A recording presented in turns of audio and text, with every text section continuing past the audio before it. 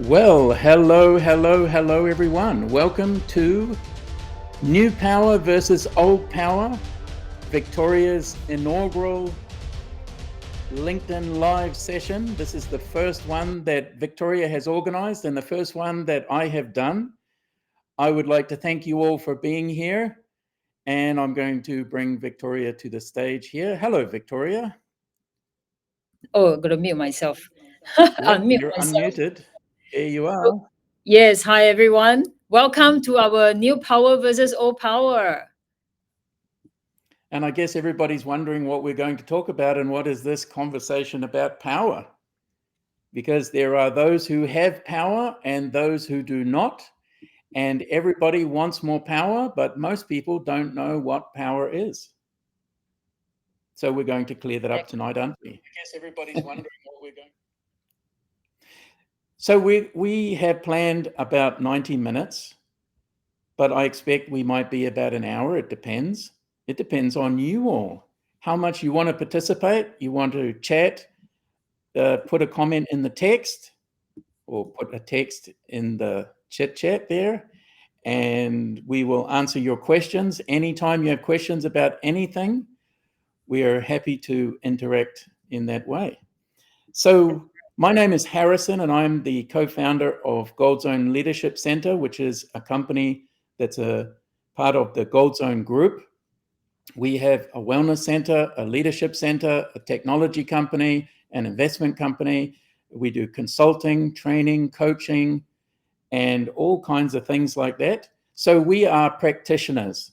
Victoria is the CEO of the Gold Zone Group, and we work with clients all over the world. We help them to grow their businesses, to improve their lives, to improve their leadership, to improve their communication, both at work and at home. So from our point of view, we talk about personal leadership being the most important because you're leading your life. And then your career and your business is a reflection of you and your life. And a lot of people, when they think about leadership, they think of the person at the front of a race. Or what they think of is the person in charge at the top. So this could be the business leader, the business magnate, the CEO. It could be the politicians, for example, the president or the prime minister. It could be the king of the country. And then how we translate that, because traditionally that's how leadership has been viewed, how we translate that onto our teams is that we see the leader of a team as being the king or the ruler. And a lot of us, because historically we're used to command and control from the top, we kind of think that way as team members. And then when we talk about leadership, people automatically assume that it's leading a team. And we say it's not just leading a team, it's leading yourself, your life, your finances, your relationships, your health. But this is a new concept for most people because they think leadership is about how you lead people, how you lead a team. But what about when you go and visit the doctor? Maybe you have a health checkup or you have a health crisis or some challenge and you go to visit the doctor. Who's leading whom in that interaction? Usually what happens is that the patient abdicates to the doctor and the doctor takes the authority position. And yes, doctors do a very good job of interacting with you and asking you questions and helping you to diagnose what the problem is, what you went to see them for. But most people, they abdicate to the expertise of the doctor. What would happen if you partnered with the doctor? Instead of letting the doctor do the leading, you actually co-led in a partnership. So then you're both leading. And this is a new concept for many people because they think that it has to be one person in charge. And what we're going to do this evening is interact between Victoria and I. And we'll banter back and forth. We've known each other for a long time. We're used to discussing things. And Victoria, this is your segue to take over a little bit here and run with it. Thank Over to you. you, Thank you Victoria. for the introduction. So just so you know, it's funny I accidentally mute myself from not being able to reply to any comment. Because this is my first LinkedIn live. So I was trying to reply to comment and accidentally mute myself. So in case you guys have any question, have any comment, and I can't reply, it's because I cannot reply. I'm trying to figure out how do I unmute myself from all the comments, and so that I can comment. So yes, great introduction, Harrison. And for me, as an organization, we are very passionate in educating and inspiring people with understanding leadership from a more holistic point of view, where how leadership can impact you in all areas of your life. And of course, leadership is connected to power. In order to get things done, we all need power. And I guess from here, right, I'm curious how many of you are interested to have more power in your life? You can comment on the message, thumbs up or yes. And once you comment, what does if you have more power, what do you want? What do you want from having more power?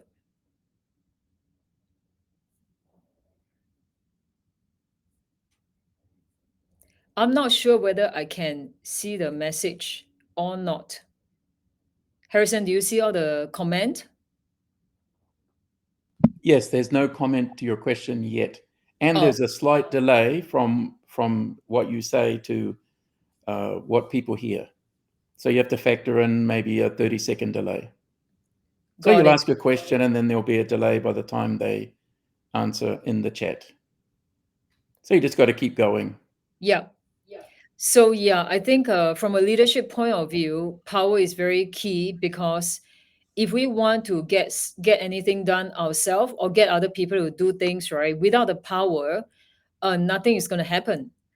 And that's my experience. I mentioned, if those of you who saw what I wrote in the event, where I was given a lot of opportunity to be in leadership position from a young age, and I really didn't want to do it. I resisted. I didn't know. I didn't feel capable of doing it, but I didn't understand why. And I'm wondering how many of you have similar experience where you were given opportunity, but you didn't want to take it up to lead or to be in a position where you can have some form of influence or power. For me, Victoria, when people offered me a position of leadership in my early days of my career, I would always hide behind. I would hold back, and I'd not want to step up to the lead because I didn't want the attention. So I was happy when it was doing something and it was just me with one or two other people. But when it's a group, like stand up and do a presentation or lead a project in my early career, I would hold back. And this really cost me. Yeah. Because other people could just run with it. Yes, I can relate to that, not wanting the attention. So we have Dr. Marion saying having more power leads to having more of what you want in life. It's true. And how often do we feel like when we want to ask for something from anyone, whether it's from our employer, from our team member, or from peers, a sign of not feeling like we have enough power is when we hesitate to ask. When you hesitate to ask, it's a sign of feeling lack of power and lack of control. Who can relate to that? And honestly, I don't like that feeling. And yes, I used to think that the authority figure are the one with the power. And yet I didn't want to have the authority. And I wonder why I struggled.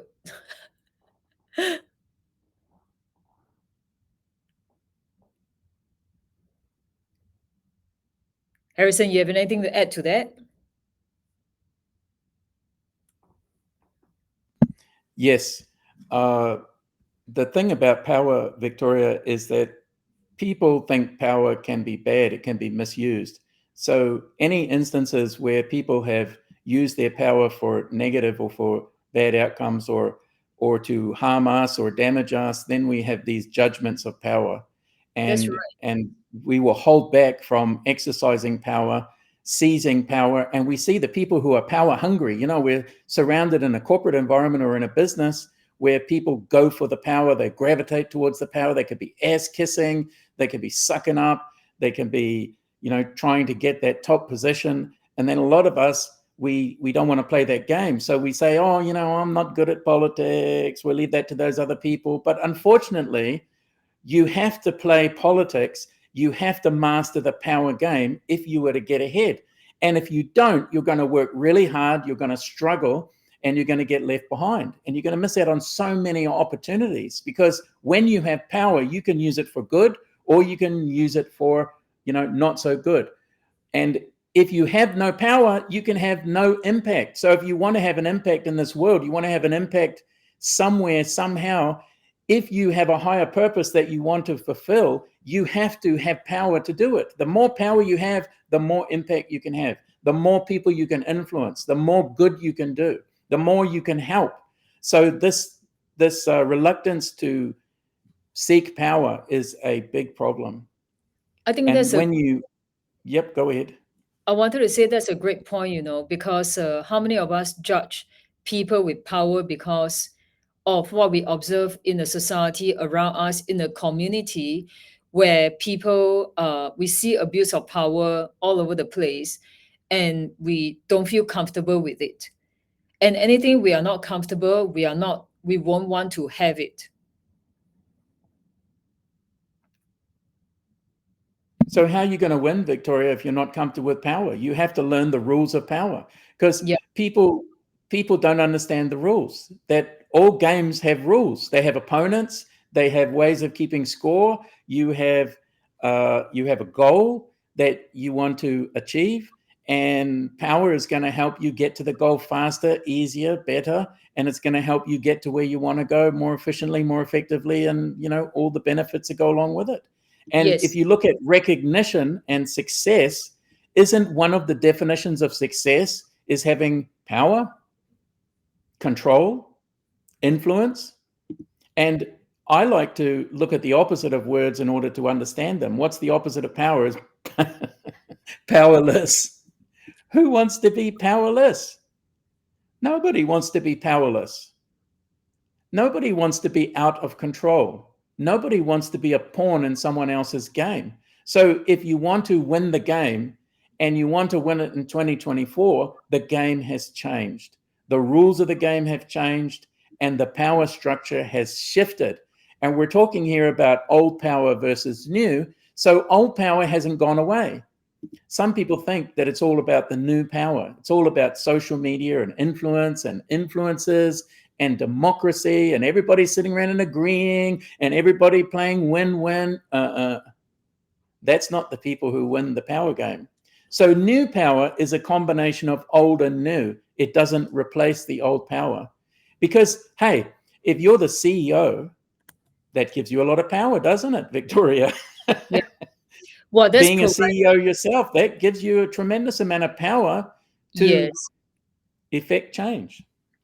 Yes. At the same time, I think I wrote this morning in my post that even with the title, whether it's money, title, position, you got to be comfortable using it in the right way. And that I know of many leaders who have the title who can't use it. And they have the position, they have the title. Just as an example, I have this finance this MD who is in the finance industry, managing director. He had a hard time getting what he wants from the team. He can't even ask for a simple request from them. And he's very nice. He wants to make sure everyone is happy, make sure everyone is, he doesn't want to offend anyone. And he end up being a doormat and can't get anything done or can't get much done. To me, that's what good is it having a title if you can't get much done, Victoria? Yes. And if you can't make all of the people happy all of the time, which are the people that you choose to make happy? Isn't it about getting the job done? And that's what power enables you to get the job done. And personal leadership, from our point of view, is about getting the job done. Yeah. So what's the job that you want done? And isn't that why we hire people as a business or as an organization? We hire people to get a job done. So it's not about making them happy. It's not about sitting around singing Kumbaya and holding hands and, we're all in it together and happy you, happy me. The first priority is to get the job done in the way that is in alignment with the vision. So the leader sets the tone or the vision for whatever it is. And people can easily see that at work, but what about at home? Isn't it the same at home? Yeah. Well, I also talk about power struggle. I mean, most of us know that there's always power struggle at work, at home is, who gets the most power. And even kids, I noticed that they observe for children, right? They'll observe the parents and they mimic behavior of the parent who appear to have more power. Are you aware of that? Do you know children mimic the behavior of the parent, whether it's the mother or father, the one whom they observe, whom they perceive to have more power, they will mimic their behavior. Yes, and that's their first leadership role model, isn't it? Yep. They'll take the role that is perceived to be more successful. Yes. But whether they're actually successful or not is another question. Yes. So Victoria, can I put up the definition of power? Sure. And then we can speak to that. Yeah. And Sounds we good. can talk about what is power. So I'm just going to put it up now. Yeah.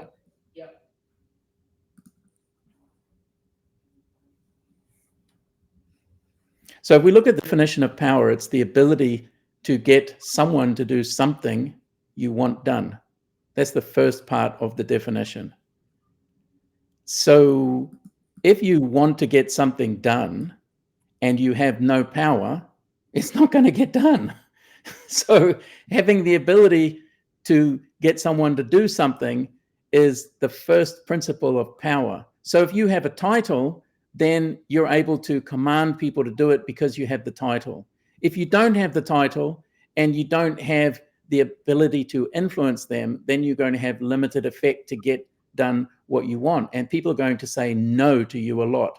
And the more power you have, the more they'll say yes to you. Even if they don't want to, they'll say yes more often. So the second part of the definition is the ability to make things happen. That's to make things happen for yourself, as well as making things happen for the team or the organization or for others. Then the third part is influence, control, or applying force. And we know in today's world that social media enables us to tell our stories at scale and to influence thousands of people moment to moment and to engage with them and to influence their behavior. So this is a lot of power of social influence. And then if you apply that to a team or at home, then being able to influence people to do something is much more effective than commanding them to do it. Because the problem with commanding is that when you take the threat of force away, people will tend to go back to their previous modus operandi. They will stop cooperating. The saying that says, when the cat is away, the mice do play. That's what you end up with if you take the threat of force away. And then potential, you have potential power, that is the ability or capacity or competence. And then the last one is your applied force, when you apply it, your energy or your dynamism. Anything you want to comment on that, Victoria? No, I think it's great. Well, for me, since we are talking about power and leadership, having a common understanding will make a difference in everybody's ability to apply. That's what I learned over the years, because when we talk about a word, all of us can have different understanding. And with a different understanding, it's going to be difficult to encourage. We can't solve a problem that we have a different understanding with a same solution. Hence, I think going through this is great. I never understood power before. It was very vague to me. All I know is, someone, like I said just now, if someone have money, have position, they have the power. That's it, done. Whereas this one really give a little bit more dynamic around what is power. And I want to welcome everyone to comment and ask question, because we like, if this is interactive, it can help everyone a lot more. If you have any question that you really would love to discuss, please feel free to comment.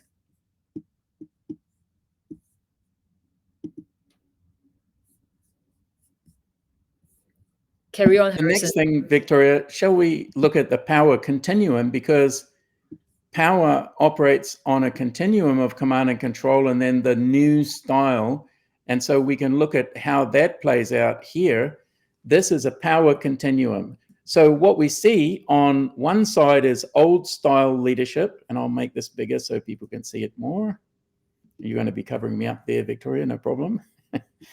So we have old style leadership on the left, and you can see that it relies on position power, formal authority, and the right to command. And this formal authority is given to us. So if we have a title, CEO, team leader, manager, this is given to us by someone else in another power position. So they pass the power to us. And mostly we wield power through punishment and reward. You do what I want, I reward you. You don't do what I want, I will punish you. This is the classic way. So it's coercive, it's autocratic. And often in this type of power arrangement, it's the person in the power who sets the vision, and the vision tends to be more formal. So this is position power. And then, in order for performance to happen, the leader has to be present. So that's what position power looks like. This is old style leadership. And this is not going away. We still have this operating today in our organizations, and we have to have it. But new paradigm leadership and new power is about personal power. It resides in you. It resides in each of us as individuals. You, me, and everyone. This is personal power. Yes, Victoria? Sorry, I accidentally moved. Can you move back your screen? Yes, no problem. There Thank you go. you. So I've moved myself to the left there. So personal power on the right-hand side, you can see that it resides in you. And this type of power, no one can take from you. And it doesn't rely on having a position. When you check into a hotel, if you have personal power, then people are going to respond to you differently. They're going to give you more. They're going to treat you different. Whereas if you have position power and they don't know what your position is, they're going to treat you like a stranger. Whereas if they know what your position or title is, they will hop to. So your title is needed in order to get what you want. Whereas with personal power, it resides in you, it's developed in you, and you take it wherever you go. And if you change jobs, change careers, change businesses, start a new company, or you retire, that personal power has a utility that goes beyond your role. And this is the kind of power that is the most useful. It's developed by expert knowledge, rational persuasion. That means you persuade people, you tell your stories, it's democratic, and the vision is alive with everybody. Everybody shares in the vision. So it's not static, it's not hanging on the wall, dictated to you. And then everybody working on a team of personal power, everybody's encouraged to develop their own personal power and to participate in creating the vision and knowing how the vision impacts them and how their role impacts the team. So then what happens is that the performance continues whether the team leader is there or not. And this is the kind of influence that you want at home, is you want to have personal power. Because how many of us, we're very successful at work. And then what happens is we try to do things at home the same way that we succeed at work. And, the old command and control and being the boss and telling people what to do, it works so well at work. But when we go home, our partner doesn't like being told what to do or bossed around or threats and stuff. So at home, we have to use personal power. We might as well develop personal power in the first place, don't you think, Victoria? Isn't that the best investment you ever made, was in developing your personal power? Yes, because for me, the key about personal power is no one can take that away from me because it's inside me. And it doesn't matter what title I wear, how much money I have or don't have, or it just doesn't matter any external factor. Or none of the external factor can impact me. When I have the more personal power I have, the less external circumstances can impact me. Even if it does, I will be able to bounce back very fast, which leads to quite a bit of resilience. I wanted to Travis asked a good question, but I might need to clarify a little bit. Harrison, you want to bring his question up? Basically, he asked, what would you suggest when being in power means having to relinquish some of the responsibilities that you strive in? For example, do you think it's possible to work closely or be hands-on with teams deep down in the hierarchy while being in executive leadership or power?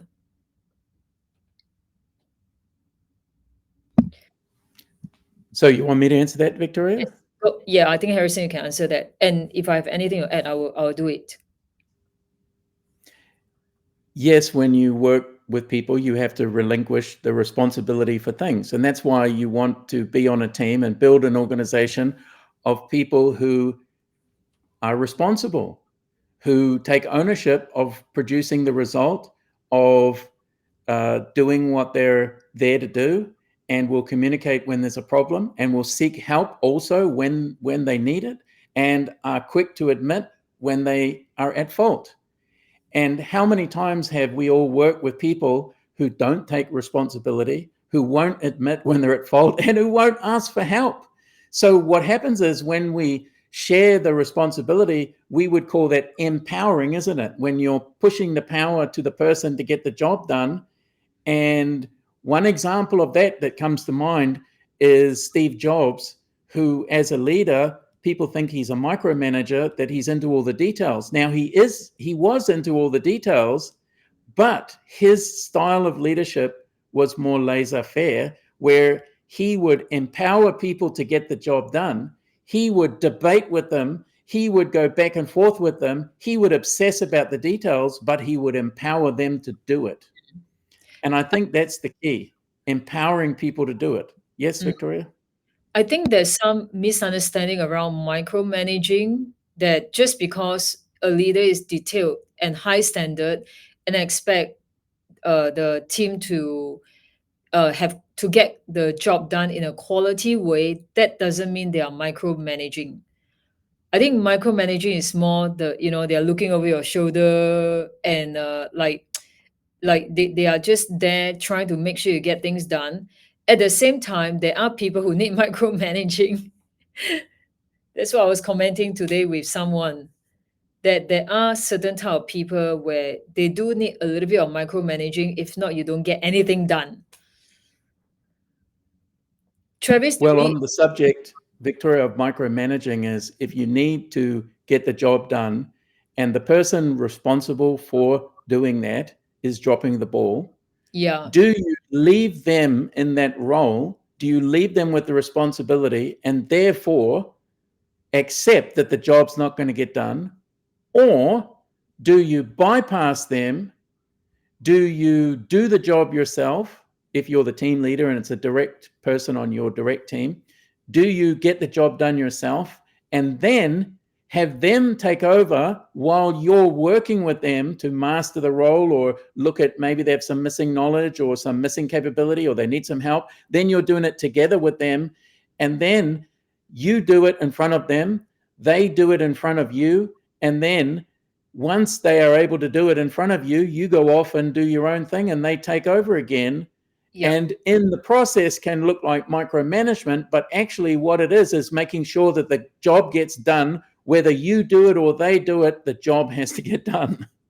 yes, And that can look like micromanaging. And when you're in that situation of the job not getting done and someone dropping the ball, you have to do it temporarily until yeah, there's a handover back. yeah. Well, what you're also describing is that we don't understand why they are not able to get a job done. Identify the root cause. If they don't have the skill set, we need to bridge the skill set for them, right? Show them how to Yep. do it. If not, they are not able to do it. So, Travis, did we answer your question about relinquishing your power in order to responsibly, actually, in order to be able to work with the team. You can text and let us know. And if you need to clarify further, feel free to comment. You know, Victoria, if a manager or leader is going to micromanage someone, don't they technically need to be able to do that job? Yes, they need to do it And themselves. isn't They that need to be a able to do it. requirement? Go ahead. No, yeah, I agree with you. They need to be able to do it themselves. So that means the leader needs to have technical competence and domain expertise. Yeah. If not, they have to assign someone to be able to do it and to make sure that they follow up with the right people who can help them with guiding the party who needs to be trained to make sure everyone do what needs to get done. So how do you feel when you're on a team of people who drop the ball? You're asking me? Well, yes, because that don't we all have experience of people on the team who drop the ball, and Honestly, then yeah, it's frustrating, it's stressful, and my tendency, I used to, before I learned about leadership, right? My tendency, which I think a lot of people can relate to, is that if someone don't get a job done, I'd rather go do it myself. So it end up take up a lot of my time. I'm like, oh, this is too slow, I'm gonna do it. And what that does is that I'm not empowering them, and I overtake responsibility, and uh the people who, so it become a pattern. And so what it does is that it lead to people being okay to drop the ball, since someone else is going to pick up the ball from them. Because I'm impatient. If I want to do something, I'll do it now.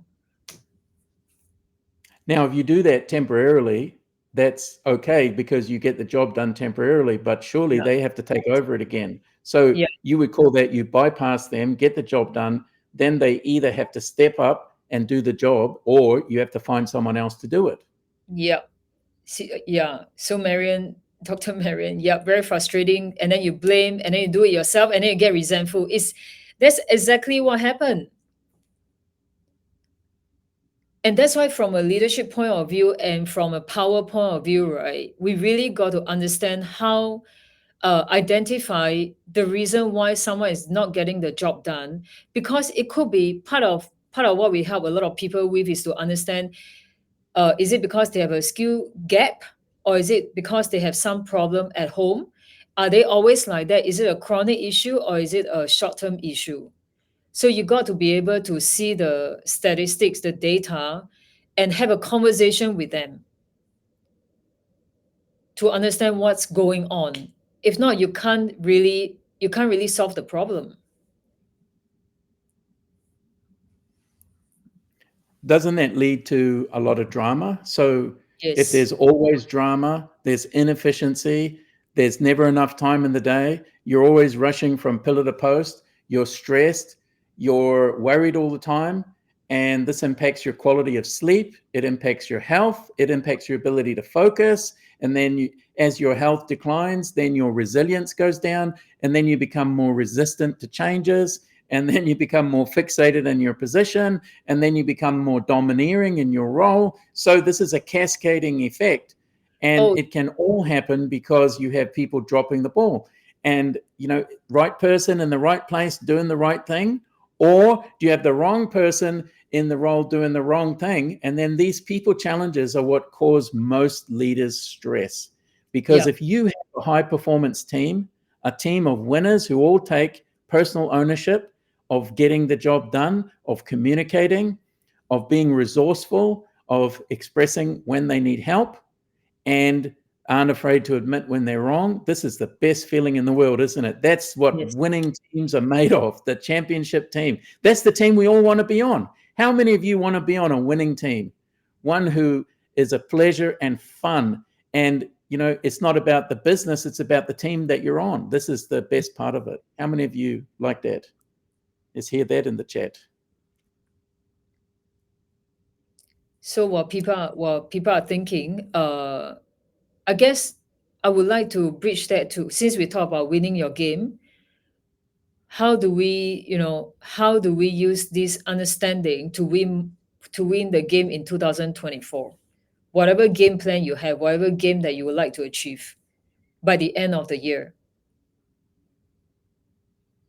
I think the first thing, Victoria, is that we have to accept that it's about power, and we're going to win faster, cheaper, easier, with less drama if we play the power game. And we have to learn the rules of power, and we have to be willing to play it. That's and true. go for the maximum amount of power that we can get. That means we go for the top. We go for the best. We go for winning. We go for dominating. And we play the game to win. Because how many people, Victoria, play the game not to lose? Not to lose. Too many. And if you play the game not to lose, how can you win if you're playing not to lose? Because the person that you're playing with, your opponents, because we all have opponents at some level or another, isn't it? Even if the opponent is ourselves, like we're competing with our self from yesterday. And if we're competing not to lose, that's very different from playing the game to win. Yes. Well, the focus is very different. Playing not to lose, we are focusing on not losing. So if we are not losing, then we are just focusing on playing a minimum game, a small game. Whereas if you go for playing to win, then you are focusing on winning. And whether you win big or you win, or whether you win before the level, at the second, like, whether you win your actual goal or a goal below, you are still winning. It's a very different focus. To me, But hey, not. Victoria, how Yeah. many people actually have goals? Well, that's true How many too. people set their goals as an incremental increase from the last time of what they did last year, or they just add a little bit and do it incrementally?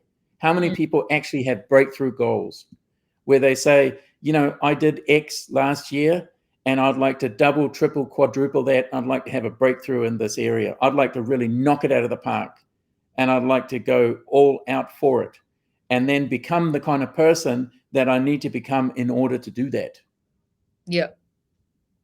How many? Rather than playing safe, playing small, and not taking risks. Because if you want to be fully alive, fully expressed, you want to get in the zone. Have you ever heard of an Olympic athlete who went to the Olympics and they were expected to get a bronze medal, and they focused on getting a bronze? They were No. happy with a bronze. Did No. they ever succeed that way? No, never. Any Olympian who won a gold medal was focused on going for gold. So they go for gold, and someone else might beat them to the podium and they might get a silver or they might get a bronze, the second loser. Yeah. Who wants to be the second loser? You want to go for gold, and just having that expectation will take you to, other places. Yeah. So there's a question, Victoria, from Jaya Ganesh. Jaya. Yeah. Yes. How do we make or craft out a serial winning mentality to team members? Well, for me, I like to answer this first. First of all, they have to have a winning mindset, because if you hire a bunch of team who don't have a winning mindset, you can't actually you can't change them. I think that's a lot of mistake that we make. Well, I can Oh. I made that mistake, trying to convince people why they should have winning mindset, and then become frustrating. I would say that the first step is to identify people who want to win, who want to go for more, and they are willing to do whatever it takes, ethically, morally, legally, to win. And that's the first thing to identify. Harrison, you have anything to add to that? Oh, plenty. I mean, trying to change people, trying No. to change your wife, trying to change your husband, trying to change your children, trying to change your teammates, trying to take a average team and make them extraordinary. Isn't it easier to go and find a winning partner in the beginning? If you're going to marry someone, marry a winner. Don't marry someone who's committed to being average, committed to being ordinary, which means it begins with us. We have to commit to winning. We have to commit to being extraordinary, and we have to play the game to win. Then what we do is, when we're the team leader or we're building a business, we hire people who are also committed to win, who are committed to play the game at a certain level, rather than people who are just happy getting by. If we get people who are just happy getting by and we want to change them, then we're going to be very frustrated. Yeah. And I think this is the biggest thing about getting the right person in the right role, doing the right things. And what happens if you've been married for 20 years and you decide that you want more from life? You have a midlife crisis. You want to wake up and you say one day, you know, I want more from life. I don't want to see the next 20 years looking the same. Doesn't that happen to a lot of people? You know, they'll have some midlife crisis, some spiritual awakening, and they say, I have a higher purpose here and I'm not fulfilling it. And these are the kind of people who come to us. They say, you know, we're not fulfilled. We might be successful and we're making the money we want, but there's no fulfillment on the inside. There's some emptiness that I'd like to have, that feeling of purpose and raison d'etre that gets us out of bed in the morning. I want more passion in my life, because so many people, they do work that they have to, but they're missing passion and joy and enthusiasm. And even if they have it, it lasts for 5 minutes before they lose it. 5 minutes doesn't last long. And then when they win at something, they're high for a short time and then crash back down. So from my point of view, you know, you want to have passion that sustains you, something that you love, and you surround yourself with people, places, and things that you love. You go to places that you love and make you feel that loving feeling. You hang out with people who have you with that loving feeling. And that's the problem with dysfunctional teams, is that you get angry with them because they drop the ball and they're under-deliver, and then they cover it up, and then they pretend, and then you try and help them, and then they pretend like they want help, and then, you know, you go to help them, and then doesn't work. So you surround yourself with people, places, and things that you love so that you can be living your passion, so you can do what you're here to do. And that's what it takes to feel fulfilled. Money alone doesn't do it. There's another level above success that we call the fulfillment paradigm. And in that fulfillment paradigm, you feel like you're on purpose and your life has meaning. Then you bounce out of bed every day. So to me, that's the key. Do what you love, surround by people you love, and people, places, and things. If you don't love your shoes, drop them down the chute, throw them out. If you don't love your computer, get a computer you love. If you don't love your phone, get the phone you love. And then, you know, if you set that standard for all the people in your life, and you say, when I hire someone, I want someone passionate about the area that I'm hiring them for, and passionate about the vision that the organization is here to do. And this is something that young people are more focused on today. They want to vote with their dollars. They want their work to make them money. And Victoria and I asked someone recently who's about 20, a bright person who does a great job. And we asked them, you know, they work for us. So we asked them, you know, what are you focused on and what are you interested in? And they said, making money. 20-year-old, actually 19. 19 and want to make money, but they want to do it doing something that they're passionate about. So Yes. whatever your higher purpose is, if you don't know what your higher purpose as a team, as an organization, it should be part of your vision. Your vision should be something that is going to electrify everybody in the pursuit of that vision. And they know how it impacts each of them individually, and they know how their role plays a part in that. And then everybody's aligned with the vision. The vision is like software for the mind. It's software for the mind. Everybody knows what their role is if they're clear on the vision. Yet, you know, how many companies have a vision? How many homes, you know, at home in your family, do you have a vision? Most people don't. You have a vision for your life as a person? That would be personal leadership. I know why I'm here. I know why I'm doing what I'm doing, and I never get bored. But so many people, they get bored because what they're doing is boring, and sorry, they're boring people. You talk to them, and what do they talk to you about? Themselves all day long. Oh, boring. People's favorite subject is themselves, you know. But when you're engaged in life and you're curious and you're passionate, what you're interested in is everybody else. Yeah. You want to know what makes them tick. You want to know what makes their heart sing. You want to know what motivates them. And if you can understand that about your team and your family, what motivates them, what makes them happy, then you can give it to them. But you know, this amazes me when it comes to leadership, that people go around telling everybody what to do and then trying to enroll people into things, and they never stop and ask, hey, wait a minute, Victoria, what do you actually want? What makes you happy, Victoria? What do you like to do? And people don't ask. How hard is it to ask and have a simple conversation? Let's go and have a coffee and talk about whatever the subject is. What do you think? What do you like? What makes you happy? And then, you know, in a partnership, your job is to make the other person happy, but not sacrificing yourself. So this is the fun subject, isn't it? Huh? Yep. So I realized I missed out a few message. Michael also commented on a few things, and that was earlier on. Sorry, Michael, I didn't see your message. I don't know why. But yes, you just addressed it, Harrison. He was talking about how employees need to feel being part of the process and to be part of a vision. And I think one thing that, since Michael made that comment, right? I think one thing about vision is that, like you say, a lot of corporate and company, their vision are just boardroom vision, and that's why employees are not 100% engaged.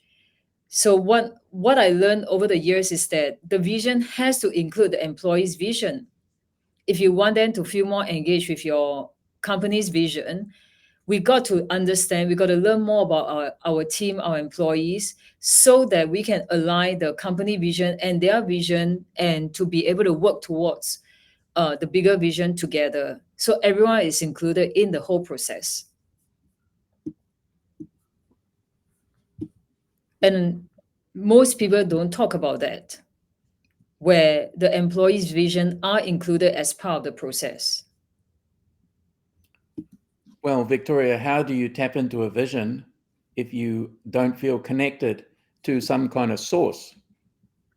Because when you're connected to your own source and your own source of creativity, your source of reason and purpose and mission, when you're connected to that, creating visions and being able to see the future and to envision something in the future that doesn't exist today, and then to be able to articulate that and describe it in a way that engages people emotionally. This is very easy when you're connected to your own spiritual source. And we're not talking about religion, we're talking about your source of creativity. When you're able to do that, it's very easy to articulate emotionally.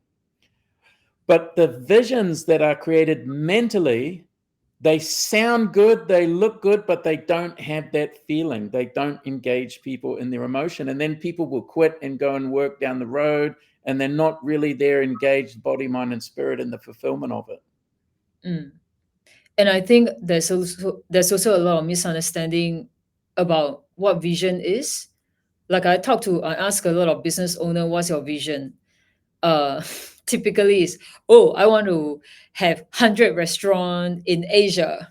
I'm like, okay, that's a goal. That's not a vision. What does that mean? What does that mean to you? What does that mean to your customer? What does that mean to your employees?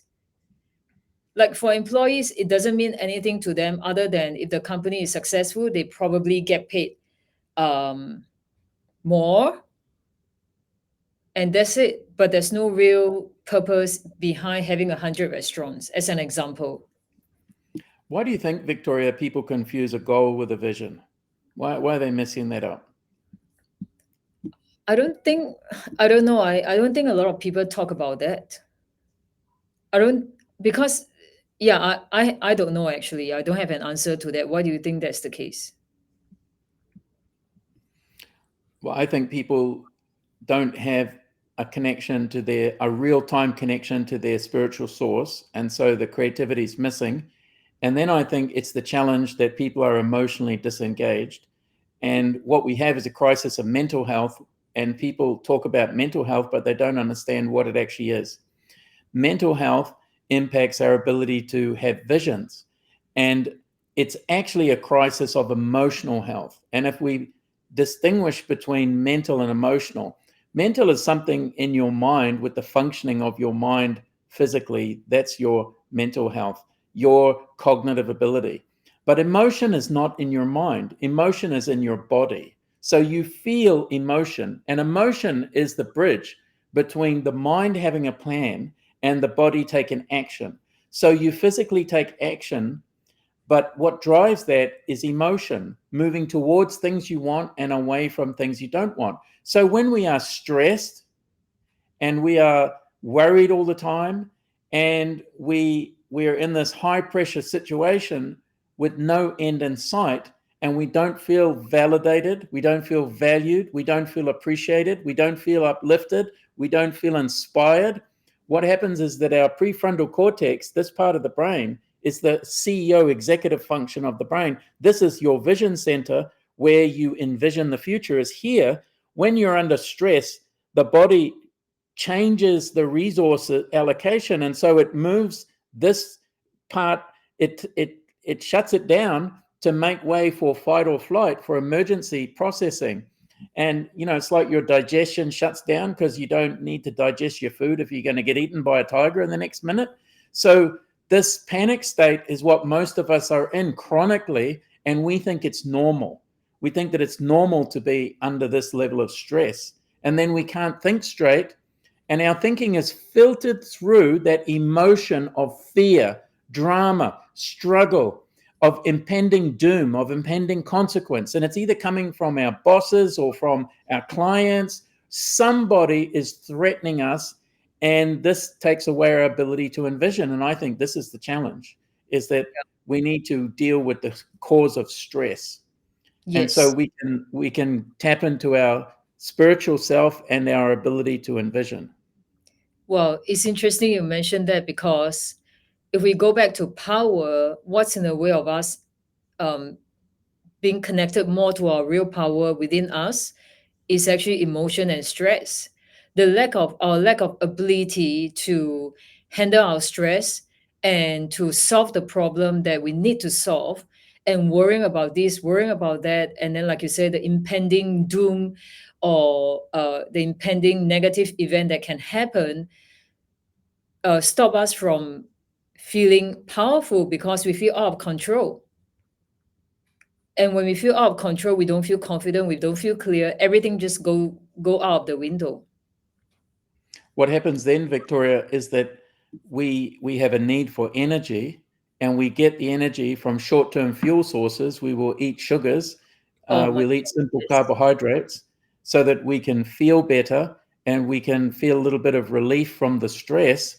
And then what this does is it pushes up our blood sugar, and we feel good temporarily, but then it crashes back down so fast that we feel the low, and then our mood goes along with it. And this is what people have, is they have a mood issue. So they have this low energy, low mood, and then they have a low resilience. So they don't handle the pressure so well in that circumstance.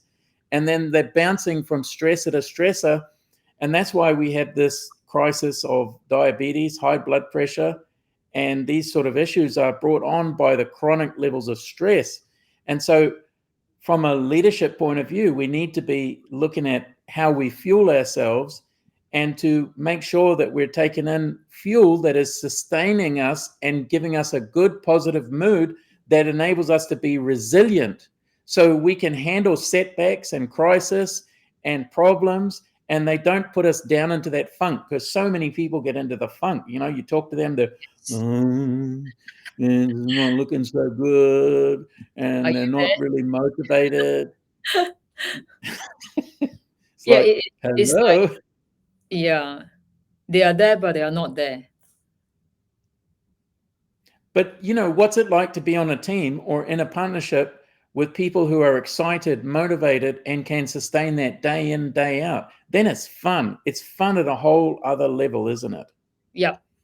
And this is why the vision is so important, because the vision is the software for the whole thing. It's the spiritual software that drives the whole machine.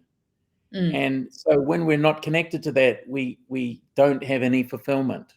And that's why we have a crisis of loneliness. You can't be lonely if you're spiritually connected and feeling fulfilled. You will not be lonely. So loneliness comes from feeling alone and feeling like our lives don't matter and feeling like we're without purpose and without meaning. And it wouldn't really matter if we lay down and died. No one would really care. And that's the basis of loneliness, that feeling of disconnection. But it's so easy to go out and connect with people and have real conversations about real emotions, about real things. And people are dying to have this. And it's such an easy thing to do, isn't it, Victoria? Yes. Agreed. What Yeah, I'd like to do, Victoria, is put up the definition of personal leadership so we can bring this home to talk about how personal leadership is such an important part of it. Sure. Here it is here. This is personal leadership. Personal leadership is about you. It's about me. It's about us. And it's us as a person. So if we have low resilience, we'll have a low level of personal leadership. And you'll notice personal leadership is directly connected to personal power. So if we have a low level of personal power, our personal leadership will be low. So our resilience will be low. Our effectiveness will be low. Our productivity will be low. But if we want to have high productivity, we want to get in the zone. We want to get more done with less effort. We want to have more flow, where we're stepping into that magic zone where it happens. You know, you think about things and the phone rings. You're thinking about someone, the phone rings and it's them. Or you're thinking about someone and they text you, boom, boom, boom, there they are. This is getting into the zone at a high level, isn't it? So it's not about your position, but personal power is obviously enhanced and magnified if you have a position, if you have a title, if you have that leadership role. But it's not necessary for personal leadership. So it can be exercised at any level. Your children can do it, the teachers can do it, the doorman can do it, the driver can do it, the CEO can do it, the middle management can do it. Everybody can exercise personal leadership. And it includes your vision, your image, your image of how you present yourself in a way that's congruent with who you are on the inside, the real you. Because most of us, we go through life with this persona that we put out to the world, and the persona is one thing and the real us is another. And we don't let people see our real selves because we're afraid that we'll feel rejected or get rejected. So the persona we put out is what we think we need to show in order to succeed in the world, in order to be accepted. So personal leadership is about bridging the gap. And that's why the image is where you present yourself as you actually are. They can see the real you, the crazy you, the wild you, the magnificent you, the you that is very attractive to other people, because beauty is not what you think it is. It's not, having the right features and the right hair and having the right clothes. Beauty is when you accept yourself on the inside and the outside, and you're comfortable in your own skin and you're comfortable with the world seeing you as you are. Then your image, there's no gap between the reality and the projection. And personal branding is an extension of that. And this is something that many of us are engaging in, our personal branding, which is making ourselves known and building our reputation and our network, and enhanced by our knowledge and our skills and our capability. And it includes our health and our relationships, because today more than ever, to succeed in 2024, we have to build relationships. And here on LinkedIn, isn't it about relationships? It's not about having thousands of followers. It's not about, or tens or hundreds of thousands, or having many likes on a post, feeling like a popularity contest. Guilty. When your post's not doing so well or nobody likes it, when lots of people like it, hey, this is fantastic. You feel real good and you feel happy. And it's not really a popularity contest. It's about building meaningful discussions with people, having relationships and interactions like that, and then having a vision of who you want to become in the process. And then your own personal passion. What are you passionate about? And bringing this into the world in a way that connects with people and that people can relate to, and that they're moved by your level of passion. So many people are passionless, numb, monotone, and droll, and their communication reflects it. So your passion and your ability to communicate, influence, and inspire others, and this is important, to change their mind and to change their behavior. So your personal leadership has the ability to change people's minds. Because if you can't change people's minds, then in order to succeed, you have to get everyone to agree with you. You have to start out with them agreeing with you. But what if you can walk into a room, you don't know anyone, and everybody disagrees with you? And your personal power, you can get agreement from all of them. You can find common ground, and you can persuade that room to change their mind. This is personal power. Victoria? Yes, agree. I have a question, just so people are not confused, because we talk about you can't change people, and then you talk about changing people's mind. What's the difference? Changing people is where you are trying to change them. You're trying to change who they are. You have a picture of how they should be or how you'd like them to be. And then you're kind of forcing, coercing, and cajoling them to be that person that you see, to meet or realize the potential that they have. Versus here, you're inspiring people to change their mind because they want to, because they want to change, because they want something more, because they can see what it's done for you or for someone else, and then they want that for themselves. This is completely different. And that's why on LinkedIn and social media, the power of a personal story where we share where we were, the challenges we had, the reasons why we didn't want to do something, the forces against us. We tell our story, how we overcame that, and we went for it, and what happened, and how we failed in the process, and we fell on our faces. We lost money, we lost friends, we blew ourselves up, and we learned along the way, and then we overcame that, and we applied what we learned, and then we succeeded in the end. And this could be learning to write, like you, Victoria. No one would imagine that you could write the way that you are writing these days. You write a post on LinkedIn every single day. This is a feat in itself. And you have your own journey with that. And when you share your experience, then the people hearing it can say, oh, she did it like that. She was like that in the beginning. She was nicknamed Mouse. Her nickname was Mouse. And then now she's this expressive, confident, writing about her faults and failures openly in the public for everyone to see and owning it. And then no one would ever call you Mouse again. This would be, who is that they're talking about? And this will inspire people. And then we can choose that, oh, we want to follow Victoria. And if she can do it, we can do it. I can do the same if I learn about your example. So that comes from within me if I'm inspired by your story versus you telling me I've got to change. Oh, you should do it like this, like this, like this, like that. What does that sound like? That's not very exciting, is it?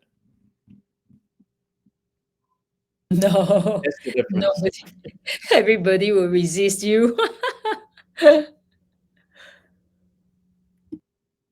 And how many of us tried to get people to change, tried to get people to do what we wanted, only to meet lots of resistance? So we'd encounter this resistance and they wouldn't want to do it. Can't they see it's in their own best interest? Can't they see they'd make more money? Can't they see that if they would have a conversation with their team or with their partner or with the board, they would just sit the board down, have a cocktail, and have a simple conversation? This is like rocket ship stuff. It's like rocket fuel. But people, it's like, Victoria, you can lead a horse to water, but you can't make him drink. Yeah. Yes. But hey, if you take the horse to water and you drink that water and you enjoy it and you express it and you're like, oh, this is so delicious. I feel so much better. Then the horse are going to want to drink it. And isn't that how children are? Everything that you enjoy eating, they want to eat. And you love to sit in your favorite chair, and everybody wants to sit in your favorite chair. This is my experience, right? And your favorite food, in the beginning, nobody likes, oh, I'm not eating that. Yuck. And then you're eating it. Oh, so good, so good. And then everybody sees you eating it, and then everybody wants to eat it. Isn't that leadership? Yeah. Leading by example. Show it. It's like show and tell, right? But we are Yeah. so stuck in telling, and we wonder why people don't listen to us. But you know, the interesting thing is kids learn how to show and tell, and that's how they learn. And why, as an adult, we start to tell. Yep. So, hey, can I ask you to share your LinkedIn journey with everyone? My Would LinkedIn that be journey. something you're all interested in, for Victoria to share her LinkedIn journey, how she, was someone who couldn't write, couldn't express herself, and then now she's unleashed and writing every day and sharing some profound stories. She does a really great job of it. And she's got a lot of engagement and made a lot of friends and contacts, and has a lot of people messaging her, thanking her for sharing her experiences, and that it was the thing that they really needed to hear that day. Can you share for a few minutes? Yeah, I guess for me, well, where do I start? The reason why I started to be active on LinkedIn was business reason, obviously, and Harrison has been encouraging me to go on social media for the longest time, between Instagram, Facebook, and then now LinkedIn. I couldn't even get my profile correct. I'm like, oh my God, this is so tough. And I'm sure a lot of you can relate, right? Right, trying to write your profile, trying to tell everyone, share with everyone just on your profile, describe yourself. I think it's hard because we don't actually see it. Most of the time we don't see ourselves. So I find it very difficult. And of course, I have as a leader, in my leadership journey, I have my fair share of challenges. So there are some of those that I'm not proud of. So that's part of also get in the way of me sharing. And yeah, so so those are, anyway, this is just a little bit of a context. Anyway, we have a mission this year for the business. So, and a few things happened, and I decided that I have nothing to lose. I'm just gonna go on LinkedIn and do what I can to try the personal branding. And I got inspired. So between the business and also observing other content creator, I got inspired by a few of them and thought that maybe I can just, what do I have to lose? I'm just going to write a few things here and there and get started. Better to get started than not than don't do anything. At least I know what I don't know, which I like to post about that in my content. Because the key to learn something is to know that I don't know something. If I can't acknowledge what I don't know, I'm not going to be able to learn. Long story short, I tried beginning of last year. Met a. I don't know how many of you read my LinkedIn journey about the bad role model versus 9 months later. So I stopped for a while because it didn't go anywhere. So obviously I was dejected after the some interaction with someone who I was trying to ask for support. Got criticized and felt dejected and didn't find any inspiration to write. And fast track to about September, October last year, I saw another content creator wrote about something. I decided to just try out their formula. And interestingly, I got some traction, but I had less than 10 likes. But I did have someone DM me who say that they are quite interested in what I shared. So that gave me a little bit of a boost of confidence. And so it was from there that I continued to I started writing more, but it was quite irregular.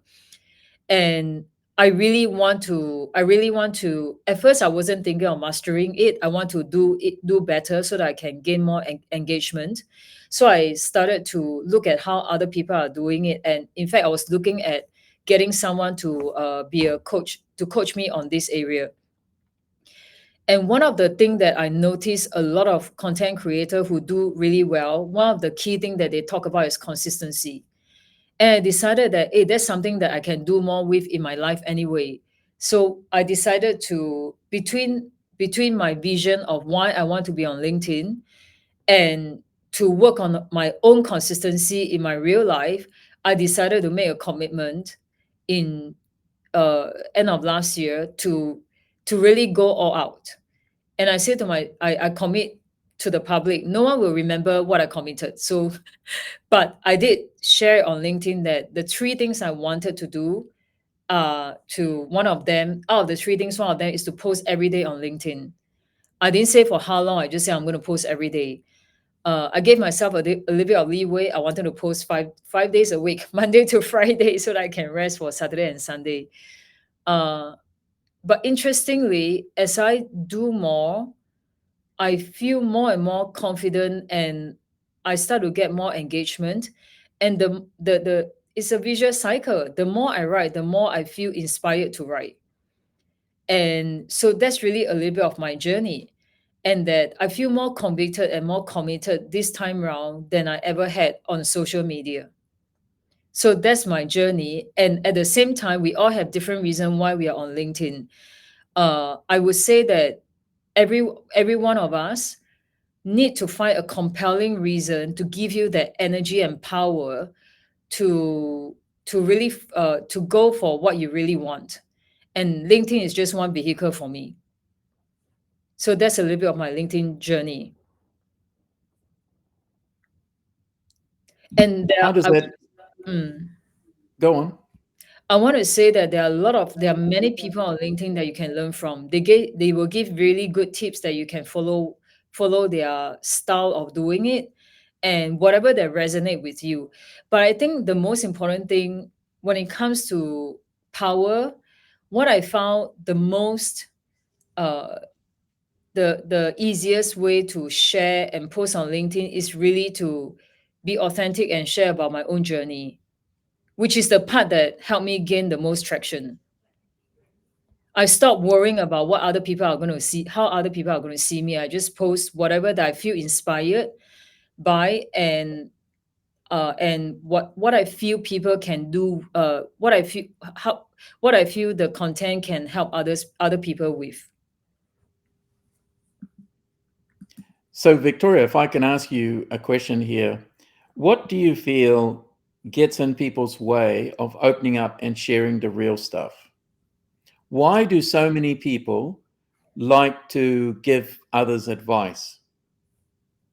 And none of us like getting unsolicited advice. And yet, many of us, particularly if we have some kind of expertise, we think the world would be better off listening to us. And we want to share our infinite wisdom in an advice form of telling people what to do. And yet, we don't like being told what to do, but we fall in that trap. Yeah, I've fallen into that trap many times over the years, offline, not online. And the more expertise that we have, the more we want to tell people what to It's do. So, yes. what do you find is the transition that people can do to stop telling and start sharing? So the difference between telling and sharing, how do they make that transition? Because I see some people, like I've shared this before, there's this very well-known entrepreneur, has 423,000 LinkedIn followers, and he shares stuff on LinkedIn that gets 1, 2, or 3 likes. It's like it's the traction is so low, it's mind numbing that he can have 423,000 followers, but no one's resonating with anything he shares. Yeah. And so many people like to be preaching and teaching and telling.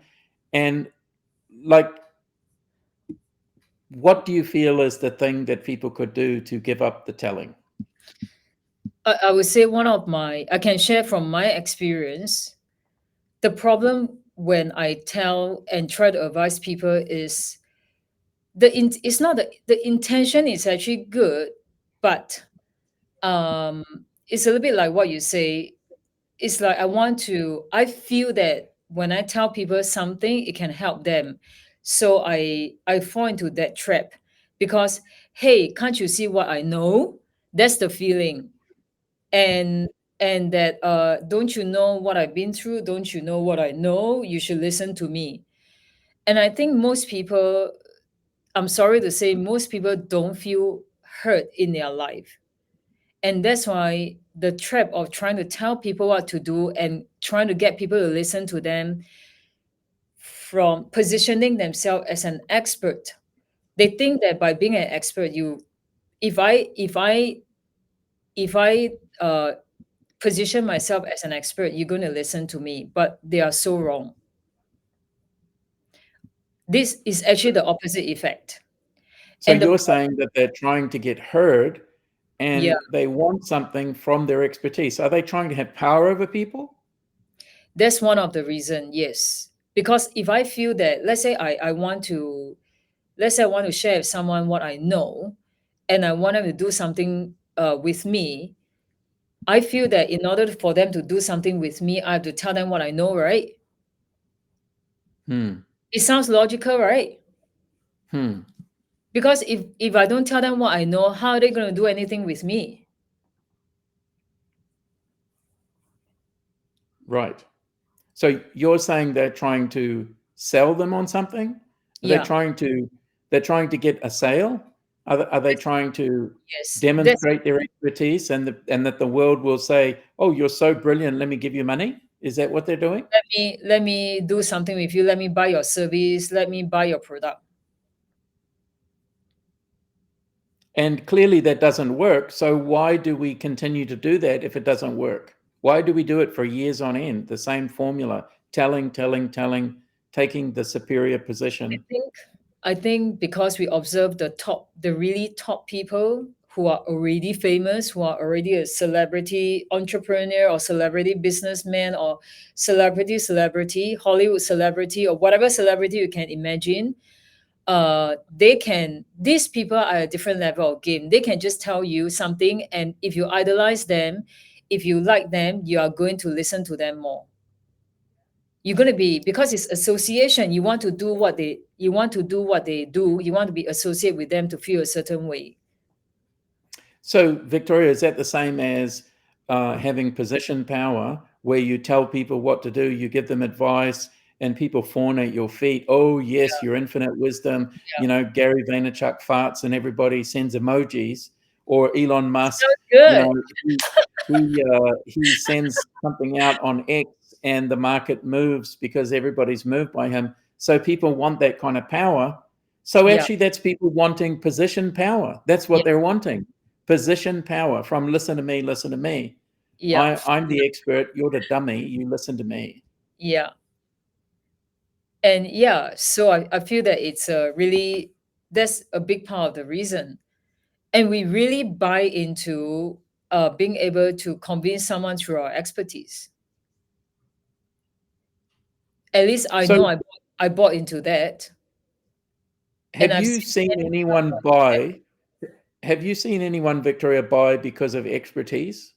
Like, you're so brilliant, you're the number one in the world, brilliant, smart, intelligent, you know so much, let me give you money. Do you ever see that happen?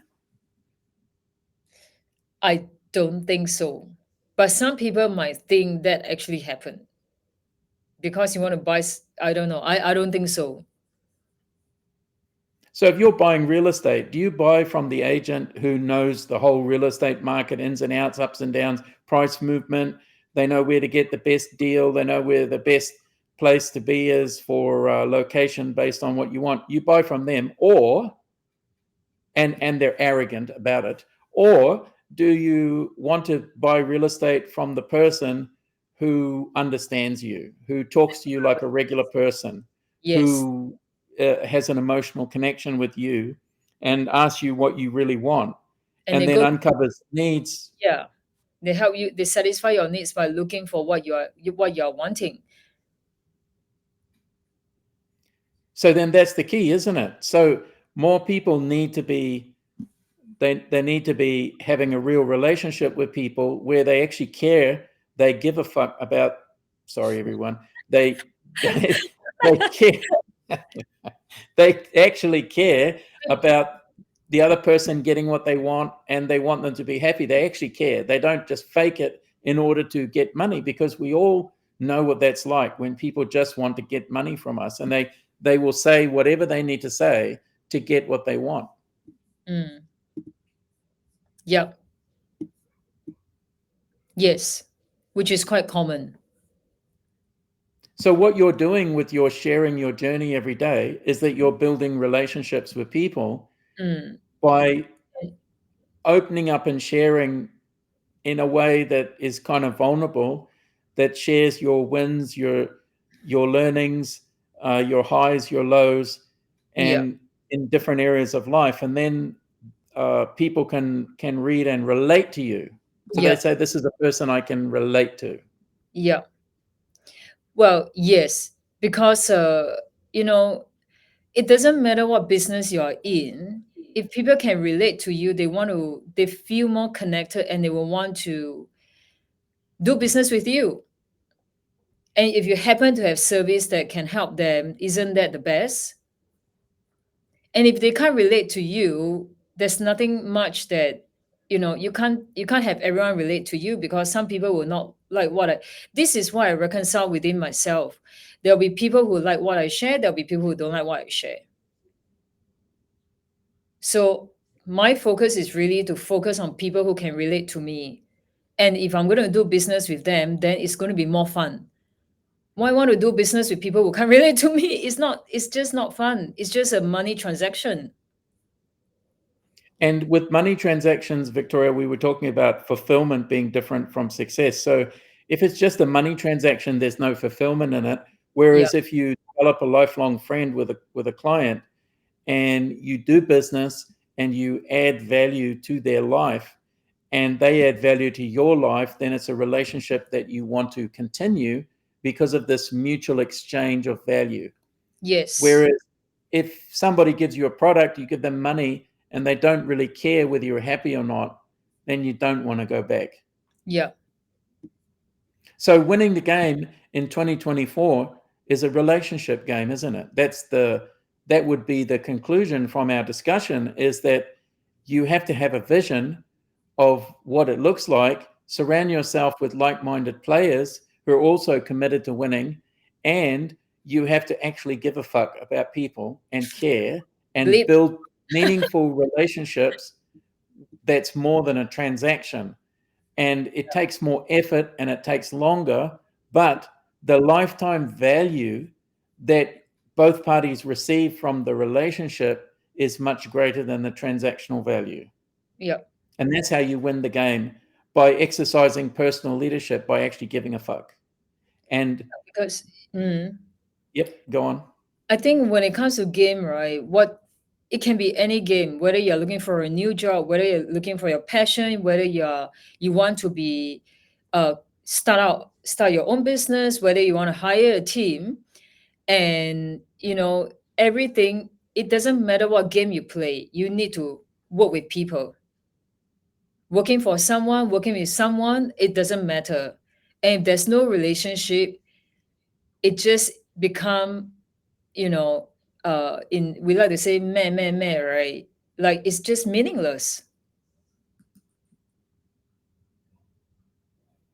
Yes, meaningless. Yeah. And that's why if you're in a job or doing something that's purely for money, and if you feel not motivated, this might be the reason why. And without meaning, there's no power. You're saying that meaning gives you power. Yes. Meaning gives you power. Yes. Power comes from having meaning. Yes. It has a different drive. It's part of what drives me with the writing. It's part of what inspires me with my writing. That's why I find it less difficult when it comes to finding content. The difficult part is, how do I write in a way that is relatable, that is easy to understand, that can help people see the value. That's the toughest part. The other toughest part is to find image. So I don't know whether you all know or not. If you want to play the LinkedIn game, you need to put your own image, unless you are Elon Musk or Gary Vee. You just need to put your own image. Yeah. So posts that have no image do a whole lot less traction, get less traction than those that have an image. And the image that you use of yourself, it's not being narcissistic. It's actually necessary because that's the ones that people engage with the most. Yeah. And I guess, we are all, as human beings, we are visual. If I don't know you, I want to see I want to have a view of you through your image. And I think that's the first part to some form of connection. And we might be off with how we feel, but that's the beginning of anything, right? Yes. If Elon Musk just need to put X symbol. It's so true. No need to put anything. But what we don't know is how much he went through before he became who he is today. Like, he worked hard, that guy. Yes, he does. So, Victoria, why do people have a hard time with relationship? Because isn't the most meaningful, significant, best part of life come from the relationships that we have? It's like when you have a regular coffee place that you go to, it's you go there for the coffee maybe, or the environment, or because it's convenient, but you come back and you stay because of how the people treat you and how they make you feel. So they make you feel welcome. The sparkle is in their eye when they see you. They smile. They're happy. They care about you being happy. They give you what you want, and there's a relationship where there's some kind of conversation. This has us going back. Yeah. This is very easy to do. Why do you think that people have such a hard time with building relationships and understanding that business is a relationship game? So if you want to win the game in 2024, it's a relationship game. Well, it's no difference from what stop people from sharing on LinkedIn. It's the same reason, if you ask me. Because I think the society is actually more harsh than what we would like to be. And that we most of us worry about whether it's a one-on-one meeting, one-on-one relationship.